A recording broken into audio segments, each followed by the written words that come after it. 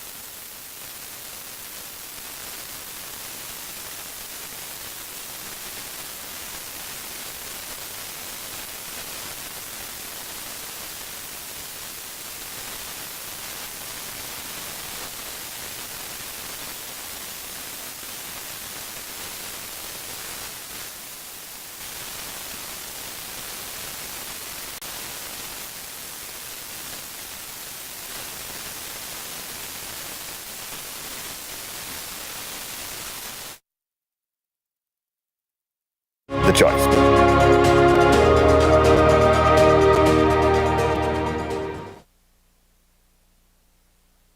It's time to join the family at the People's Cooperative Credit Union Limited. We offer savings accounts, deposits, fixed deposits, loans, among other related services. You can even become a shareholder by purchasing a minimum of 50 shares at $5 per share. Membership is super easy and convenient. Just visit our newly opened credit union building on Upper Newgate Street, Monday to Fridays, 8:30 a.m. to 2 p.m. with proof of ID and address, along with $15 to cover registration and passbook. And you'll be set and on your way. For further information, call 462-8888 or 727-2285. People's Cooperative Credit Union Limited. Today, tomorrow, together.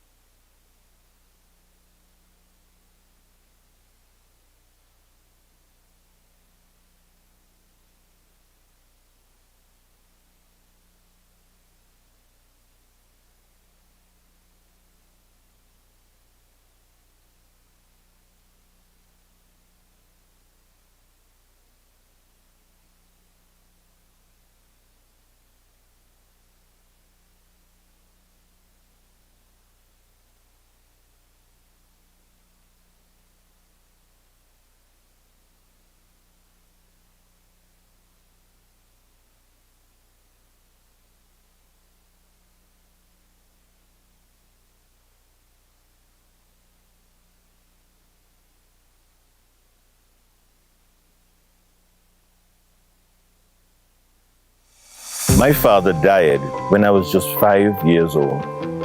My mother came from Willikie's village. She had 5 young mouths to feed, and she toiled on her sewing machine to make ends meet. She was a strong woman who taught us right from wrong. And even though she struggled, the choices she made put us on the right path. I made the choice to work hard, play by the rules, and get an education. I had a number of opportunities, but I chose to return to Antigua and inspire the next generation. I taught at the Antigua Grammar School, and it's here that I saw firsthand how education transforms lives. I made the choice to get into politics because of the lack of resources that I saw in our schools. I saw how our teachers and families struggled whilst an elite few got ahead. When the people granted us the opportunity to serve in government, we had a lot of work to do. As Minister of Finance, I helped to clean up the rot of 30 years of one-party rule. We saw our country through the global financial crisis and the Stanford collapse. Through all of that, we introduced the meals program, the school uniform program, and laptops for children. While we were not perfect, no one is perfect but Almighty God. We work day in and day out to defend the nation and put people first.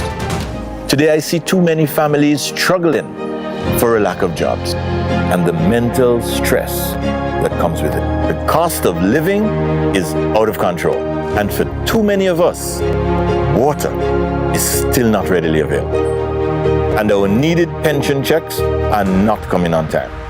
While the elite few did well, the ABLP denied you the right to choose what you put in your body. Whilst we believe in vaccines, we don't believe it's the responsibility of government to control your bodies. We will bring an end to all the mandates. This election is about choice, and we believe that we are the right choice because we give you the choice.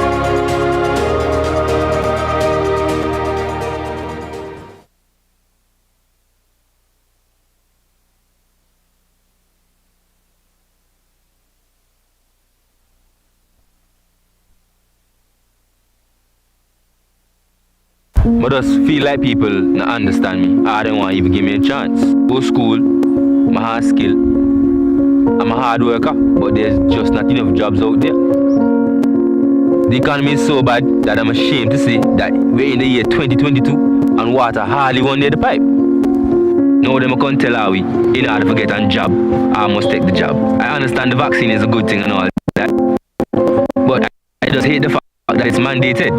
It's my body, it's my choice. I shouldn't be denied a job, education, or benefits because the choices I make for my body. For me, this time, personally, the UPP is the right choice because they are the party of choice.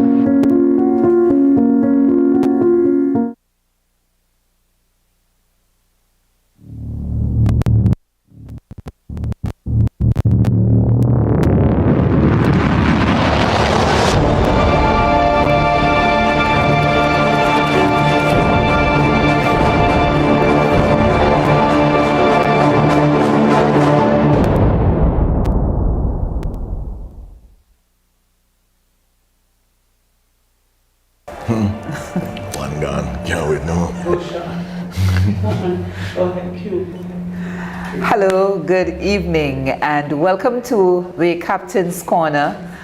We apologize sincerely for the late start, and we hope that you would stay with us for the next hour or so. But in the meantime, call your friends, call your families, call everyone. Let them know that Captain's Corner is indeed on this evening.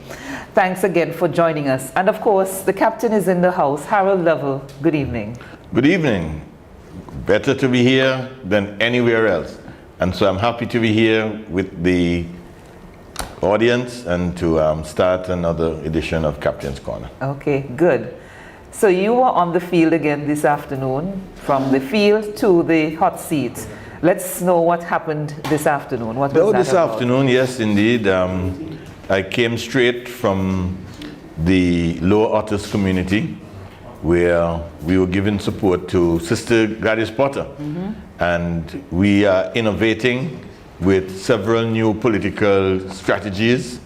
And right now we are in the process of making sure that we give support at the local level. And so we were in Lower Otters, in Tyndale Road, and some of these streets up in the Lower Otters community, getting into the alleys and the byways. And we had a great 3 stops this afternoon in that community. And I just want to say once again, big up to Sister Gladys Potter. She's doing a great job in that constituency. And we're happy to be there this afternoon to give her full support. And what was the reception like? Very good, because you see, this new strategy that we're using, we're speaking to people directly. And people came out on their galleries, people came out on the sidewalk. Some just would be standing if they're passing, coming from work. So that was the whole purpose of these spot meetings. And it's a very successful strategy. We were in the Cashew Hill community just a few weeks ago. Today we're in Lower Otters. And we're going to be hitting several other local communities to bring the local issues, make people understand that hope is on the way, and the UPP has a plan, has a program which will empower our people and make our communities better. So another innovative strategy by the United Progressive Party in terms of campaigning. Definitely, definitely. We're meeting the people exactly where they are, and it's definitely working. Okay, so the other constituencies can listen out for the next stop. Where will be the next stop? Definitely, the other communities. Okay. I think we're going to be in All Saints West next. So the community out there, they can listen out. We're going to be in one of those villages in All Saints West. Okay, very good. Okay, so there's so many things to talk about tonight, which is why we had to insist on being on. I know, first of all, you want to offer best wishes and greetings to the people of the Bolivarian Republic of Venezuela. Yes, indeed. We've been with, we've had diplomatic relations with the government of Venezuela for the past 40 years. You know, whilst we were in office as the UPP administration, we too enjoyed very good relations. And so we just want to take this opportunity to wish the people of Venezuela well and to celebrate 40 years of diplomatic relations with that country. Okay. Well, there are so many things that were in the news this past week, but I think one of the big news stories was the Privy Council ruling that was handed down earlier this week regarding the Barbuda land matter. Let's get your reaction to that. Well, the Barbuda land issue is, as I've described it, both a legal issue, or it's an issue that has legal elements, but it's also a moral historical issue. It's a struggle that the people of Barbuda have been waging for land rights, not just in this generation, but for the past several generations. And they have exhausted their legal options. But that doesn't mean that the cause for which they are fighting is now no longer a just cause. It is a just cause, and simply put, no change can come until we have a change of government. And we're satisfied that we will sit with the people of Barbuda and we will be able to work out some relationship whereby we can recognize the legitimate claim of the people of Barbuda and live in harmony, in a genuine way. Not this way where the Prime Minister calls for harmony whilst he puts a knife at your back and a gun at your head, and then he says, let's live in harmony. We must find a relationship that works, that is based on the just desires of the people of Barbuda, so that in a genuine way, we can have a harmonious working relationship. Okay. Well, looking at the cabinet notes this week, cabinet of course had its meeting yesterday. We would have heard a couple of weeks now that the cabinet is expecting the leadership of APUA to update them on the water situation. We're being told for this week that we're producing about 8 million gallons and it's no longer sufficient because of. Talk us through this latest update from the cabinet. Well, again, you know, it's important for us to keep on commenting because it's really a tale of failure and now at the end, hurrying to do things that ought to have been done a long time ago. The fact is, the government has had 8 years to fix this problem. I called them out about 2 months ago and they said what I was saying was not true, so they called the manager for APUA, the water business unit, and he confirmed everything. So I think we must always remember that what they're doing now, these are things that should have been done a long time ago. They were not aware of what was happening We still have empty storage tanks that are not being utilized, not being hooked up, whilst people are suffering. If they had those hooked up, we could store the water, provide water for people. So let's always remain very focused, because you see, they're hurrying to try and see if they can get the water problem solved in 8 weeks, which they haven't done in 8 years. And their intention is that once they can bring some relief in this regard, then they hope that people will forget the hardship. But what we have to take out of this is the lesson. And the lesson is that we've had a government for 8 years where they were elected promising to fix water. And after 8 years, they haven't. What we're getting is excuses. Every other day, it's an excuse.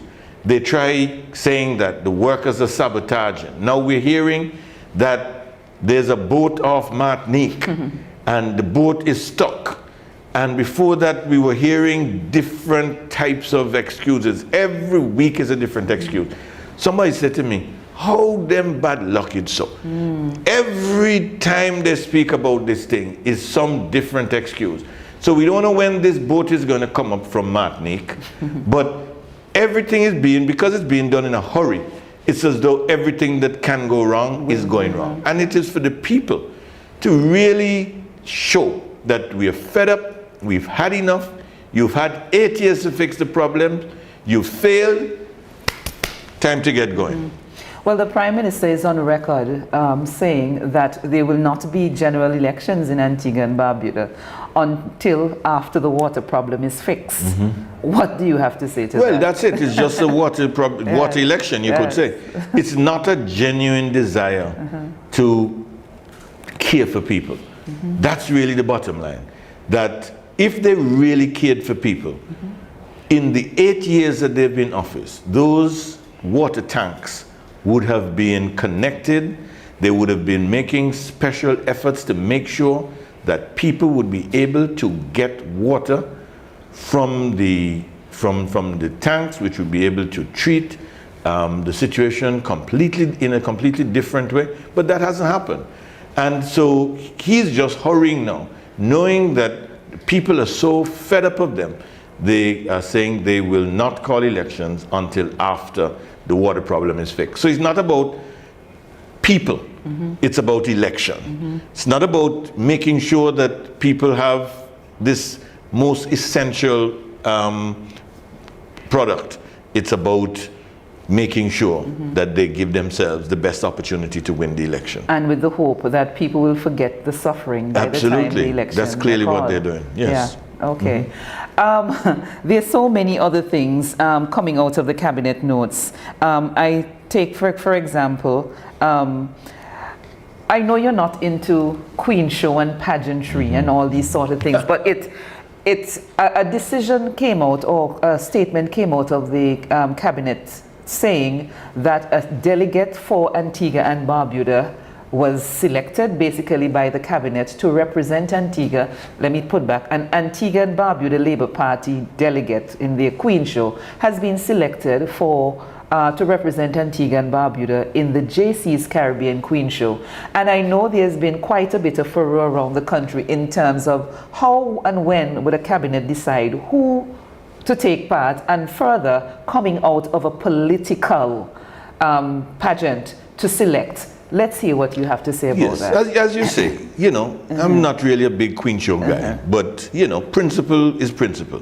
And even though this is an issue which some people would say, you know, let it pass, it represents a particular way of thinking. And this is maybe a small issue, but it touches on a big principle. And the big principle is that this administration now wants to stretch its sticky, greasy hands into every aspect of our society and all activities that pertain to people, whether large or small. Now here it is. Traditionally, you would have had some sort of independent process. Because one thing that we pride ourselves about in Antigua is that as far as possible, we try to make Carnival a national Yes. event. And whether UPP or ALP, you participate in Carnival. And when UPP is in office, we run it. When Labour Party is in office, they run it. And that's the understanding. But for them to now choose the Labour Queen, the ALP Queen, to say she is going to represent Antigua. Now that may be a small issue, but what is the message that they're trying to send? What does Cabinet have in that? What does Cabinet have in selecting a queen to represent Antigua? And why would they choose the Labour Queen? Couldn't they, with all, I mean, Antigua has so many people who are experts in the pageantry business and queens and that type of thing. Couldn't they have found a committee to say, look, we didn't have any Carnival last year, we didn't have any Carnival this year, so let's find a way that we can get a representative to this show. They would come up with something, I'm pretty sure they would come up with something. Cabinet should never be putting its fingers in that type of thing. They're spoiling the whole thing. Spoiling the whole thing. You would want whoever is representing Antigua and Barbuda, as you rightfully said, to have support of everyone. Of course. Irrespective of political That's a very important point. Yeah. Because this young lady, I really don't know her. I'm sure she's And in fairness to her. And in fairness to her, this is not about her, and I want to say that, yes. right? I'm sure she's a lovely, bright young lady. I have no issues with the young lady. As I said, I do not know her. I'm talking about the principle of the thing. You make the point, which I think is a very good point. On a night like that, you want to make sure that everybody is rallying behind whoever the delegate from Antigua and Barbuda is. So why put the young lady in a difficult position where there's a risk that she may not have the whole nation rallying behind her, because people will feel that the selection was a political selection and not a selection based on a neutral procedure or put in criteria that would allow somebody to emerge who was not politically affiliated. It's unfair to the young lady, and I just want to say that it's nothing to do with this young woman. It's all to do with the principle of the thing, that this government puts its sticky, greasy hands in everything and spoils everything. And that's clear. Now, I want for us to go talk a bit about the minimum wage, but before we get there, you would have penned a letter to the Director of Social Security as a follow-up to all that has happened. Let us talk about that. What was the content of that letter, and what would have driven you to do that? Well, again, I have no fight with the director, the management, or the staff of the Social Security scheme. My issue, and the issue of the United Progressive Party, is with the government of the day. The Labour Party has completely brought this system to its knees, and that's a fact. Now, David Matthias, you know, he was on radio, and I understood he was trying to walk a tight line, a tightrope. He was called into cabinet prior to that. They questioned him about the fact that he had been on a radio program. And if you read the cabinet minutes for last week, they were talking about him admitting that this government did that and that. So they obviously pressured the guy.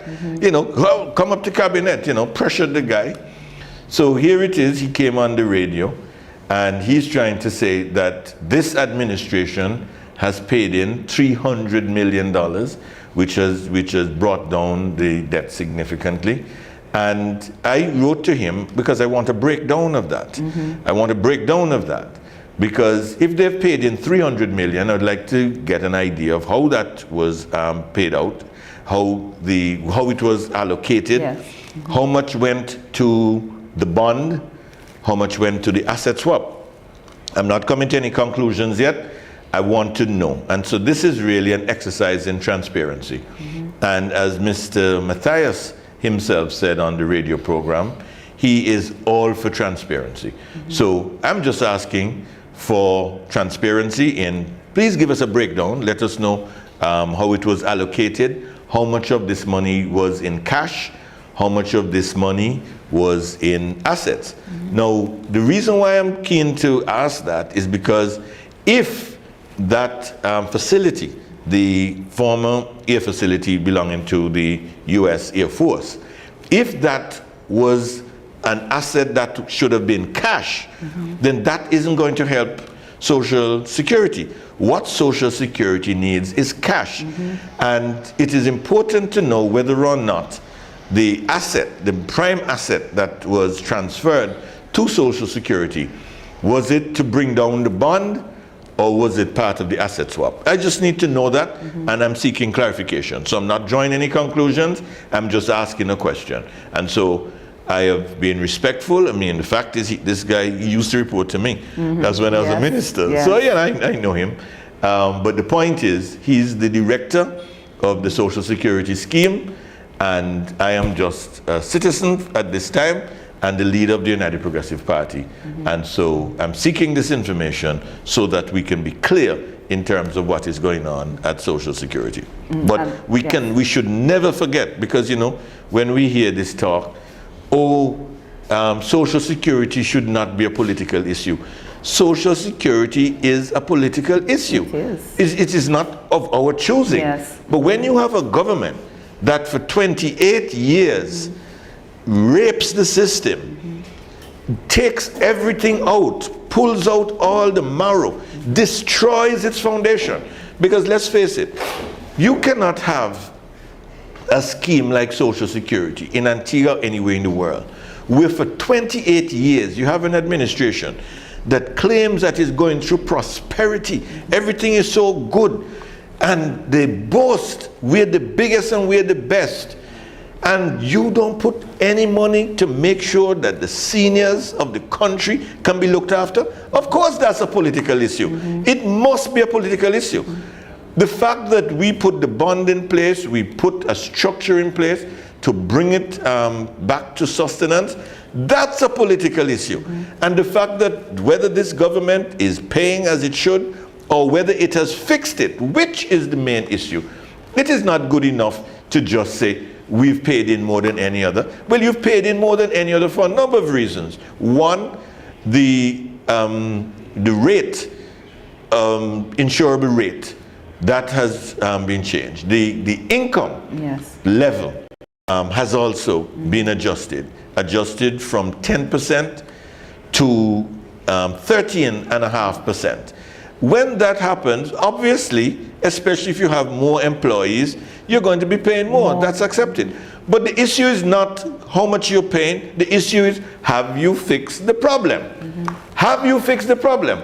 And that's the issue. And if you haven't fixed the problem, what are your plans for fixing the problem? And that's what we are yet to hear. And that's what we are asking for. Because the duty of any administration at this time is to fix the problem, not to keep making excuses. And up to now, you have a government in power for 8 years, and up to now, they're still trying to blame UPP for everything. Okay, so we're on pensioners having issues receiving their pensions. Other beneficiaries of the scheme also are behind in terms of receiving benefits owed. And we are in a situation now where we have been talking about the minimum wage and an increase in minimum wage. And I ask that in light of everything else is going up. Just this week, and I hope you'll comment on that as well, the whole issue of gas prices taking another hike. Maybe you should start there before we go to the minimum wage, and how that is impacting life and livelihood going forward. The government is desperate, and that is obvious. A government that has collected more money than any previous administration, that manages to owe more people than any previous administration, is clearly a failed administration. I was speaking to a businessman recently. He's owed over $3 million. Money that he cannot afford. It has destroyed his cash flow. He cannot pay his suppliers. His other creditors he cannot pay. He is cash strapped. He's looking to sell a piece of land that he has in order to get a little bit of money to keep things moving. Why? Because he has done work for the administration and they won't pay him. I've spoken to truckers from solid waste who owed money. Some of them are owed $60,000 and $70,000. They owe the bank. They owe the people who they may have gotten an arrangement with who provided the vehicle for them. They can't get their business moving. They can't expand their business. The government has squeezed them to the point where they cannot see how they're going to survive.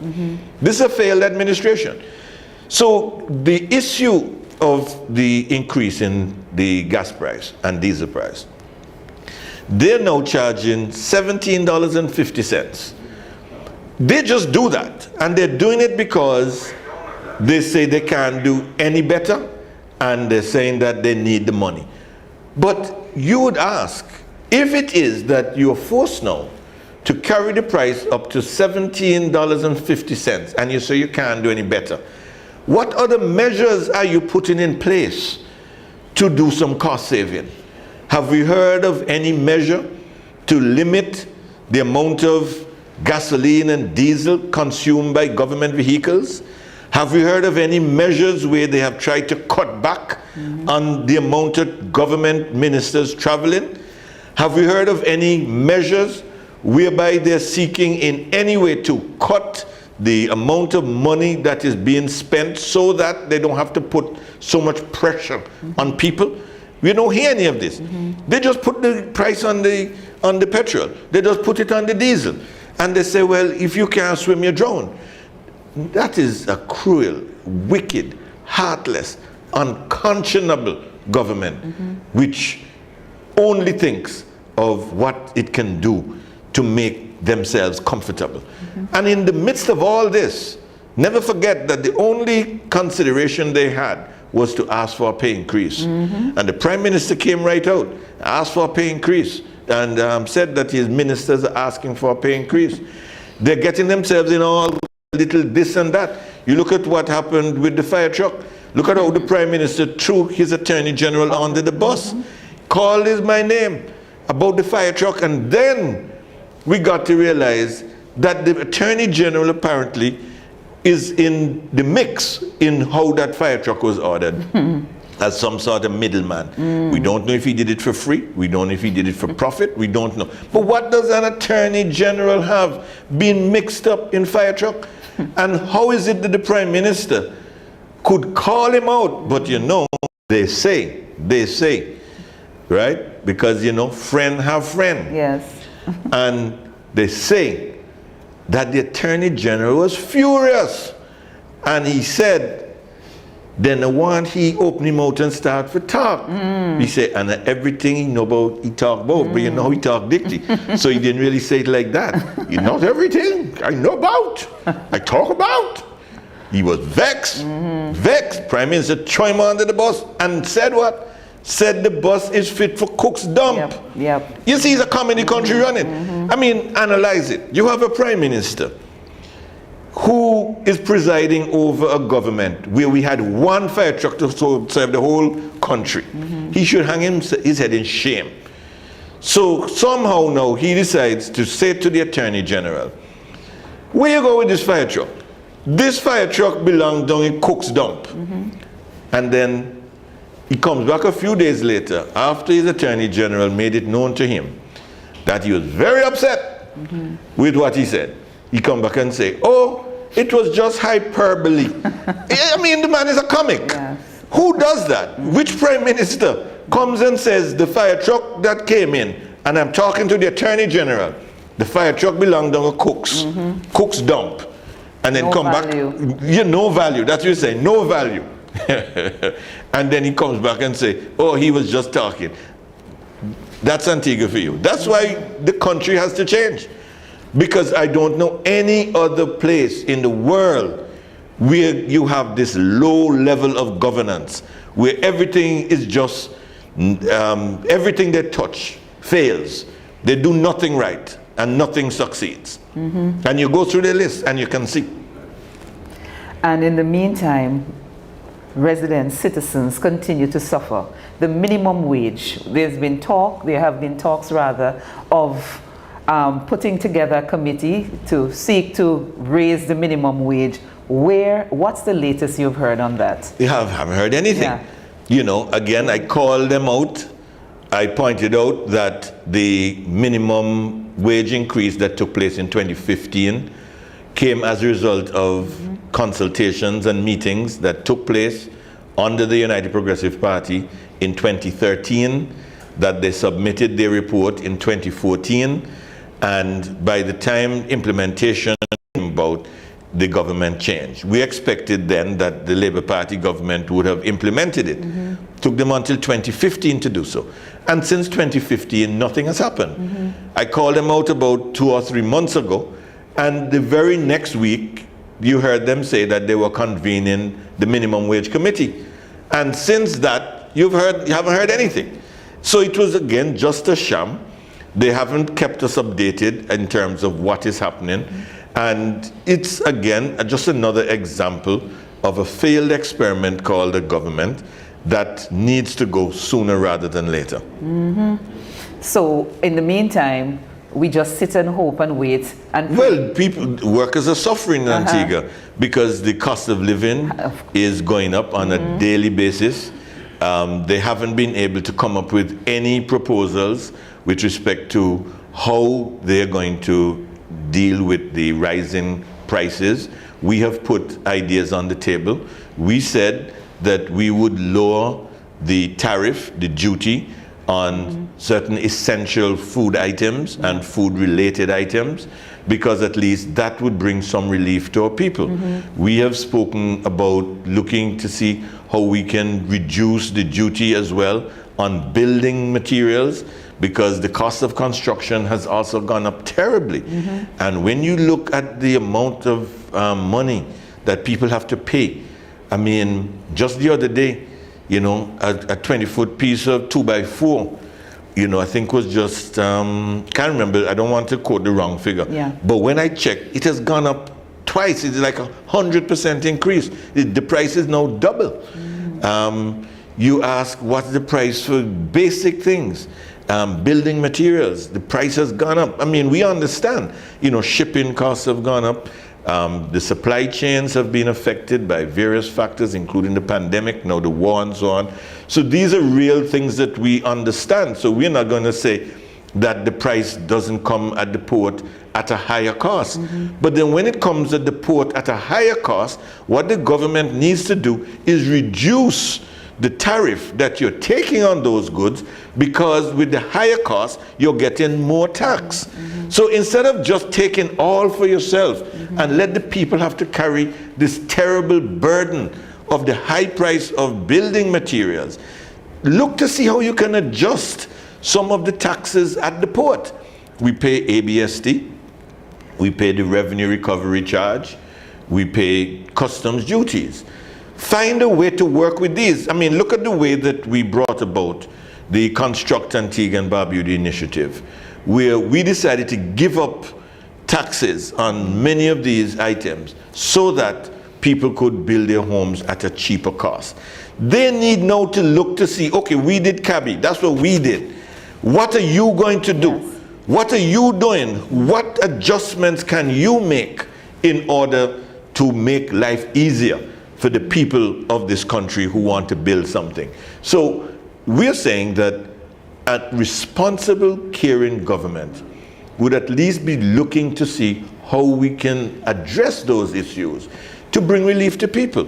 And it can be done, but everything has to be based on what your priorities are, what plans you can put in place. You have to be creative, but at the end of the day, once you put people first, you're going to come up with new ideas so that you can bring relief to people. And that's what we need in Antigua right now.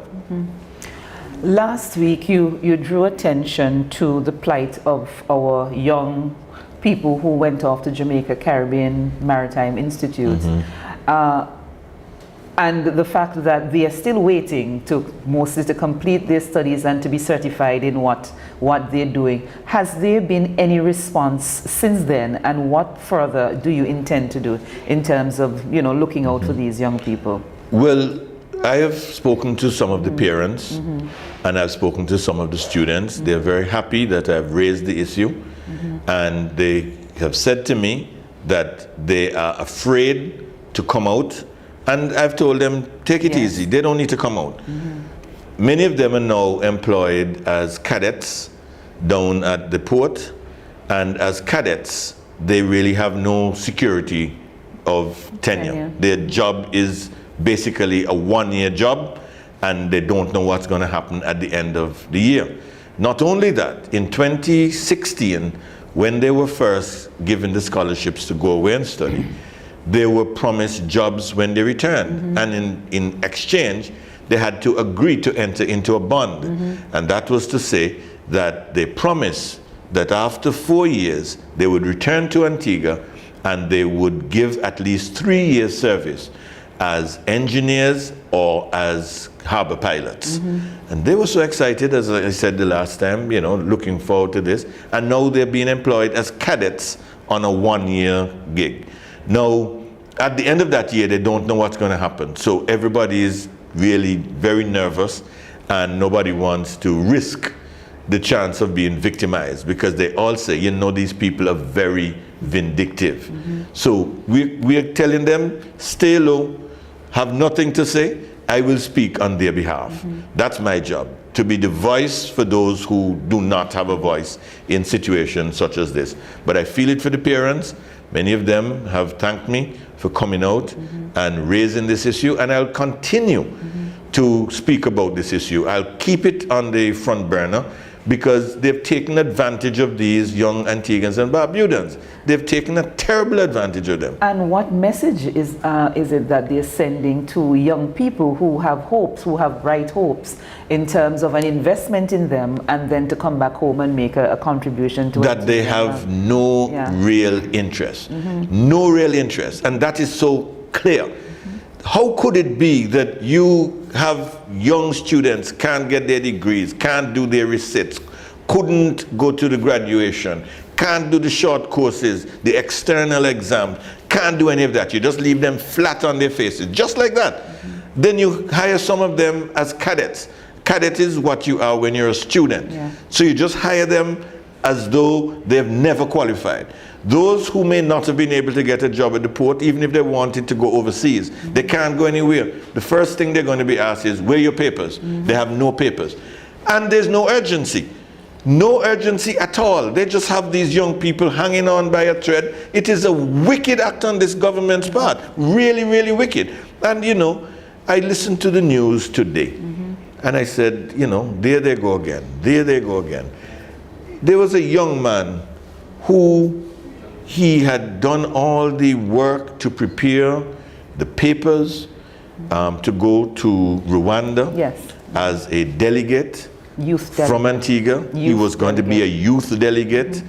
The youth department here, which is part of the World Youth Organization, they were given the opportunity to send a delegate to represent them. This young man, he had done the preparatory work and was granted voting rights. He would go there as a delegate. Can you imagine how proud he would be? And his mother was also so proud, of this young man who has obviously, through his diligence, his hard work and his patience, put everything into going to Rwanda as a delegate. And then the cabinet, just by a cruel stroke of the pen, decided instead to send someone handpicked by the minister, who is not even a delegate, is an observer. So it's really just a trip to go to Rwanda. They can make no meaningful contribution. When the time comes to make a decision, they cannot say Antigua votes in favor or Antigua votes against. They're killing the dreams of our young people. I heard the young man on the radio today. He said it's as if you bake a cake. You put in all the ingredients, you put in the hard work, and then in the end, somebody comes and eats the cake, and you don't even get the crumbs. This is the cruelty that comes out from the heart of this government, that they show no compassion, they're not fair in the dealings with people. Why would they arbitrarily pick somebody who is an observer and leave behind somebody who had been selected as a delegate? And then I heard the mumbling Melford on the radio talking about, oh, these people, oh, they will get other chances. Oh, you have to remember that the selection process is a ministerial. Look, it's ridiculous what he's talking about. He's chatting stupidness. But the young man did not select himself. Exactly. It came as a recommendation from the youth department. If they cared about young people, and if they were really looking to see how they can advance young people, they would recognize that you had a young man who had paid his dues, was selected as a delegate, and was denied with a cruel slap. And his disappointment was palpable when you listen to him on the radio. And I feel it for that young man. And I say, you know, he must be saying, boy, advantage will never done. Hard times will never done. You know, that the place is just so unfair under this Labour Party government. Why couldn't they have a process whereby the youth department, knowing what the young man would have done, knowing the work that he would have put in, knowing the fact that he was selected as a delegate, let the youth department who know what's happening, let them make a decision like that. Why does cabinet have to get involved and then they select somebody who, according to reports, let me just put it this way, who is not a delegate, and the basis on which the person was selected remains under a cloud. Let's just put it that way, because I don't want to cast no aspersions on the person who was selected. Again, I do not know the person who was selected, but I'm just saying the principle of the thing. It's like the arbitrary way with the Queen show, just send the Labour Queen to represent Antigua, like if Antigua belonged to Labour Party. That is the message they're sending. And I think it's a bad message that you're sending to young people, both the delegate and to the observer, because if it's a situation where the country, I would think, want to send two delegates, well, a delegate and observer, we find money for lesser important things. Why not find money for both? Or if it is that it's only one, then it's the delegate recommended by the government department. Exactly. So, I mean, and I hear what you say, you don't want to throw shadow on the person who was eventually selected. No, because she didn't select herself. Because she did not select herself. But the whole thing, as you say, is clouded in controversy just and confusion. Well, just confusion and controversy shall follow them all the days of their life. That is it. All their days in government, confusion and controversy follow them. And the hopes of one young person dashed. And the hopes of one young person for the rest of his life. The hopes of one young person dashed. Just like they dashed the hopes of the young students who desired to be engineers and to be harbor pilots. Up to now, they can't see their way. They don't know what's happening. They've been treated in such a shabby way. No respect. They have to go. This administration is bad news for Antigua. And they have become so cocky, so dismissive, so disrespectful of everybody. They believe the country belongs to them. And all they're concerned about is how they can increase their wealth.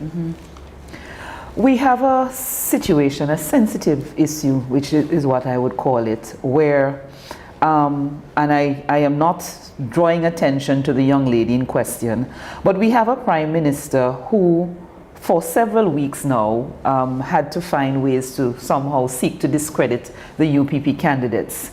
And in doing so, one of the allegations that he proffered was the whole issue of rape. And then we have a situation now where he finds himself, that a sibling of his, being convicted of it. And you can hear the cry of people now saying the whole issue of hypocrisy. I know it's a sensitive issue, but I'd love to hear your take on it. The Prime Minister, somebody wrote an article about the Prime Minister. I read an article. I think it was Antigua Newsroom who carried it. And it was a brilliant article. They spoke about the diagnosis of Gaston Brown. And they spoke of the phenomenon known as gaslighting. And they say that people who do that it's actually a disorder. They have to say certain things to deflect attention. Now here it is. This terrible, cruel act took place against a 13-year-old female. Now anybody who... Child, you have to say a child. Now anybody who has children, they can immediately identify with that. I have a daughter, so I know exactly how the parents would feel. You have a 13-year-old daughter, and you entrust that 13-year-old daughter to an adult male, and he ties up, according to the evidence, he tied her hands, tied her feet, raped her in the most vicious way. Then he took her home and threatened to kill her. I want to hear what they say. Yeah. Threatened to kill her and her mother if anybody spoke about it. Okay, that's bad enough. You have a prime minister. It happened to be his brother. Some would say this seemed like a very dysfunctional family. Some would say that. I'm just saying, imagine that. But this is my point. You would think that the prime minister, the first thing he would do is to empathize with the young lady, with the victim. You would think that he would understand what that young lady would have gone through and offer some comforting words, some sense of regret that something like this could have happened. You know, this young lady, if I am not a psychologist or psychiatrist, but I am told, and from what I've read, this young lady could go through a very difficult period in her life as she struggles with the mental issues that come with this level of trauma. This level of trauma that this young lady would have gone through. And instead of the prime minister empathizing and showing some understanding and some sense of remorse on behalf of his brother that something like this happened, he then starts to politicize and talk about UPP have rapists and they punish rapists and busmen beware. Now because his brother is convicted, he now saying, my brother get convicted, so all the other busmen who doing it, we're going to come after you. Come, my brother got convicted, so you better watch out. We're coming after you. The busman, he's attacking the busman now. And then he politicizing and saying UPP have rapists. I want to come back to the same point again. On his radio station, he comes and he says that there is a young woman, or two young women, whatever he says, who's crying out for help, who need help, who claim in his lied self that somebody in UPP either molested, raped, or something her. No, if that is so, that is terrible. But what is even more terrible, you're the prime minister. Somebody come to you, cry out for help. What help have you given them? Have you gone to a social worker?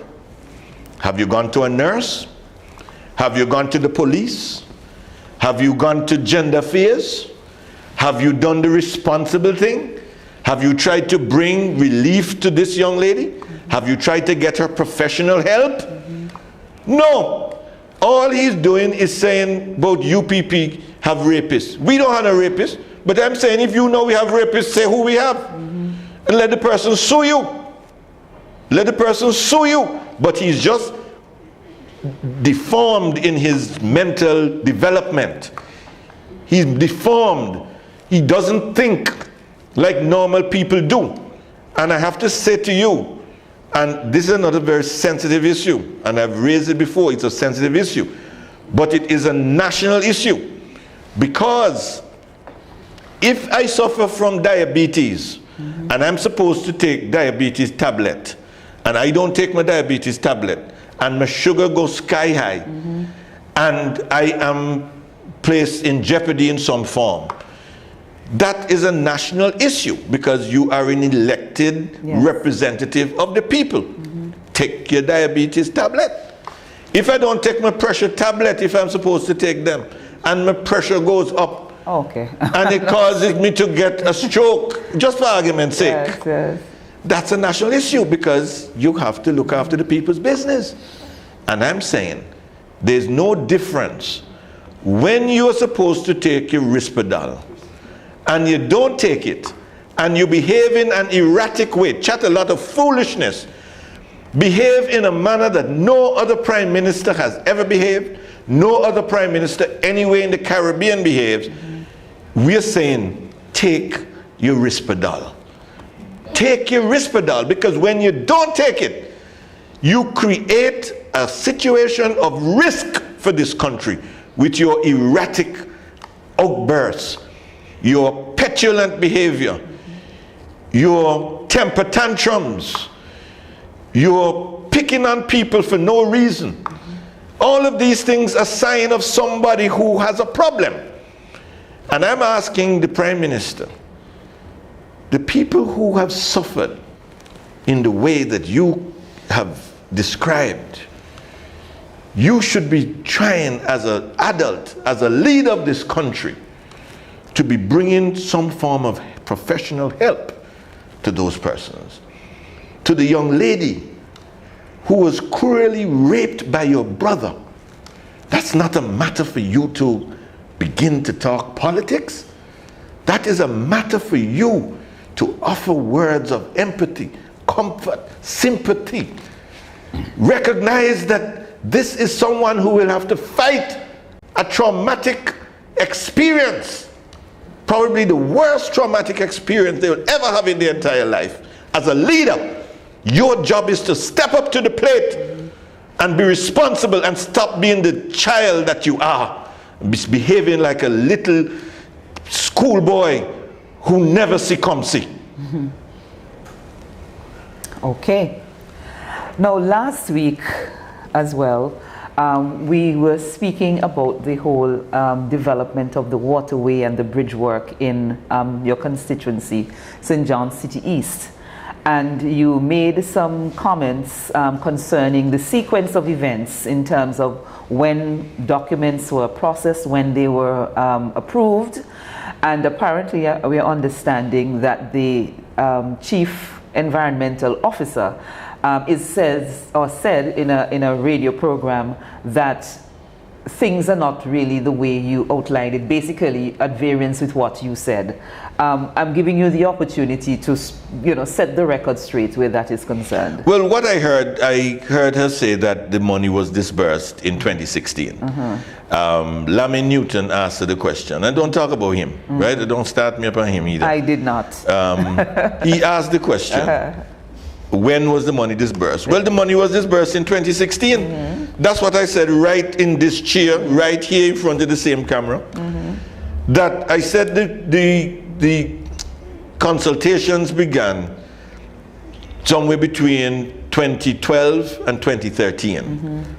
At the conclusion of the consultations, they prepared a position paper. And the paper was submitted to the United Nations Environmental Program in 2014.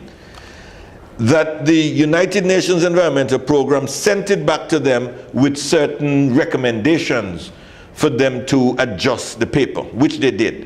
And they resubmitted in 2015. Yes. And the funding was approved in 2016. That's exactly what I said.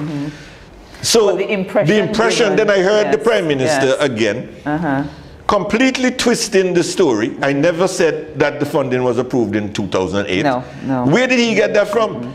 Somewhere in his crazy imagination.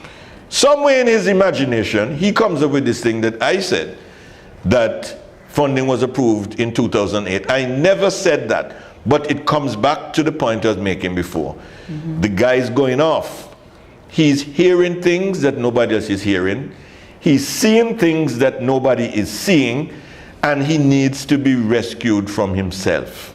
He needs to be rescued from himself. He's a danger to this country. Okay. Well, we're going to shift focus again. Father's Day is coming up. Happy Father's Day in advance. And I'll give you the opportunity as well to say, so what you're planning something for your constituency. I didn't ask you at the top, but I guess I can ask you at this time, what are your plans for Father's Day and for the men in your constituency? Well, first of all, let me take the opportunity to reach out to all the fathers in Antigua. I'm a father myself. And Barbuda. And Barbuda, of course. I'm a father myself, and fatherhood is a wonderful place to be. I feel it for all those fathers who have in any way, lost children or anything, and I extend that sense of empathy to those fathers. But I want to celebrate the fathers who have raised their children, played their part, and who continue to be a positive influence in the lives of their children. And I want to say that for St. John's City East, we'll be having a Father's Appreciation Day. And we're having it on Saturday. And we want to appreciate the young fathers, the middle-aged fathers, and the senior fathers. I'm not saying which bracket I'm in, but we will have a nice hot lunch for the fathers, and they can come anything between 1 o'clock and 7 o'clock. We have music provided by DJ Miller. He's from the constituency, and so we're happy to partner with him for our musical entertainment. We'll have a cash prize bingo for some lucky father to at least take home a little cash so that it can help to bless his Father's Day even better. And then we're going to have health checks. We're going to have a qualified medical doctor who will be looking after the fathers, making sure the necessary checks are carried out to make sure that when they pull the bonnet, everything is okay under there, and look after their health. But we're going a little further, and we're going to have a qualified pediatrician to look after the children of the fathers. So we father and children. Are encouraging the fathers to bring along their children, and we will have a qualified pediatrician who will give them a full health checkup, make sure that, again, everything is working right. And so all of that at no cost to the parents. We just want to make sure that everybody's okay. And then we'll have some games. We'll have the domino games, we'll have the card games, we'll have the worry games, so that you can come, eat, drink, and be merry, and enjoy Father's Day as we celebrate all the fathers in this country, and the fathers in St. John's City East in particular. A special treat. So, I'm just saying, whilst I'm saying it in a national broadcast, this is for the City East fathers, right? This is for the City East fathers. So, I know that a lot of other fathers may wish to pop in, but I'm just saying, this is really for the City East fathers. I'm doing this treat for the fathers in my constituency, and I'm looking forward to sharing a good afternoon of fellowship and fun, and a good family atmosphere. I like the health component because you know the comments we hear all the time, men do not go to the doctor, or they go to the doctor when it's very late, you know, at crisis level. So I like the fact that you are offering the health check, so it's not just fun and frolic, but it's also an opportunity to take care of your health. Okay. That's right. Okay. So to all the fathers in City East, I just want to send a very warm invitation and to say, my brother Jules, I know you've been working very, very hard, and to all the other members of the committee, let me just say a big up to everyone, and we're going to have a great time on Saturday. Where is this taking place? It's taking place over at the branch office on Palm Street.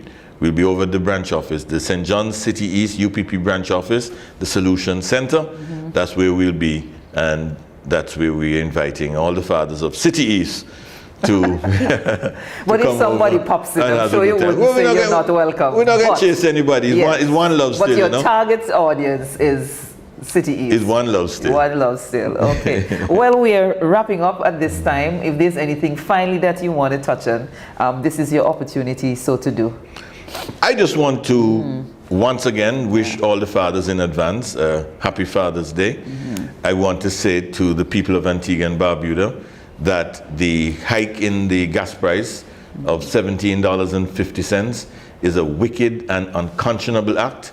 This government that has collected so much money when the price of crude oil on the world market was low, they were raking in hundreds of thousands of dollars in taxes, millions of dollars on a monthly basis. And it is not right that as soon as the price has been increased on the world market, they're just so happy to pass it on to the consumers in Antigua. That's not right. What has happened to all the money that they were making? The Prime Minister says that they're only making $1.31 per gallon. But what about 2 years ago when they were making $7.50 a gallon of gas for each gallon of gasoline? They didn't pass any of that benefit on. Why is it that in 2016 they were able to pull in $80 million just in consumption tax, which we pay on gasoline and diesel? 80 million, more than any other previous time ever in the history of Antigua and Barbuda. And they just took it all for themselves. And we cannot see the benefits of all the money that they've collected in consumption tax, the money they've collected under the Citizenship by Investment program. The country is still broke.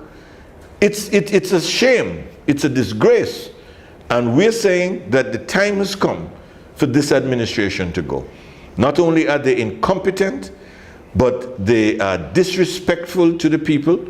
And Antigua will be a much better place once we see the back of the Antigua Labour Party. I want to say to my brother Trevor Walker in Barbuda, fight on. We stand in solidarity with the Barbuda People's Movement and their just cause. And I want to say to the young man, Jordan Pembleton, I know it's a tough blow, my young man, but hang in there, better days are coming. I can assure you that with a UPP administration, that would never have happened. And you can look forward to opportunities that will come your way, whereby those skills and the talent that you have and your willingness and your ability to represent young people and be a voice out there, we've taken note of that. And we're going to make sure that you get opportunities to really shine your light so that you can really be the person that God created you to be. So things are tough under Labour, but things will get better under the United Progressive Party. And that's a fitting way to end. The United Progressive Party, the right choice. Right choice indeed. I want to say thank you very much once again for being with us, and to our many listeners, viewers, those of you who are following on social media, we thank you so very much for joining us, even though we were delayed this evening. Thanks for staying with us. Thanks for staying tuned. And we invite you to join us again next week for another edition. On behalf of Harold Lovell, Shawn Nicholas, and the production crew, Shawn Nicholas saying good night. It's time to join the family at the People's Cooperative Credit Union Limited. We offer savings accounts, deposits, fixed deposits, loans, among other related services. You can even become a shareholder by purchasing a minimum of 50 shares at $5 per share. Membership is super easy and convenient. Just visit our newly opened credit union building on Upper Newgate Street, Monday to Fridays, 8:30 a.m. to 2 p.m. with proof of ID and address, along with $15 to cover registration and passbook, and you'll be set and on your way. For further information, call 462-8888 or 727-2285. People's Cooperative Credit Union Limited. Today, tomorrow, together.